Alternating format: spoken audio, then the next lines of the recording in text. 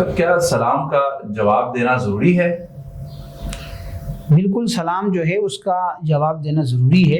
حدیث میں ہے کہ حق المسلم علی المسلم خمس، کہ ایک مسلمان کے دوسرے مسلمان پر 5 حقوق ہیں۔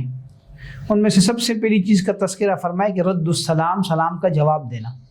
سلام کرنا سنت ہے اور اس کا جواب دینا واجب ہے، ضروری ہے۔ اگر کوئی بغیر عذر کے سلام کا جواب نہیں دیتا تو وہ گناہ گار ہوگا۔ عذر کا مطلب یہ ہے کہ بعض حالات میں سلام کرنا الاؤ نہیں ہے، اس کی اجازت نہیں ہے، اور یا یہ ہے کہ اس نے سنا نہیں ہے یا سن بھی لیا لیکن توجہ نہیں ہے، پتہ نہیں چلا، تو ظاہر ہے ایسی صورت میں وہ معذور ہوگا۔ لیکن عام حالات میں سلام کا جواب دینا واجب ہے، ضروری ہے، نہیں دے گا تو گناہ گار ہوگا۔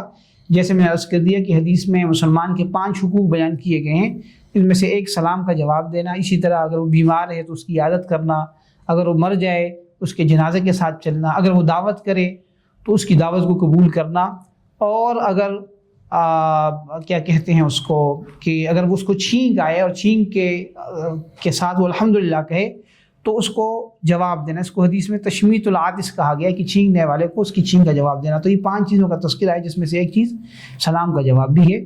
تو سلام کا جواب دینا ضروری ہے، نہیں دے گا تو وہ گناہ گار ہوگا۔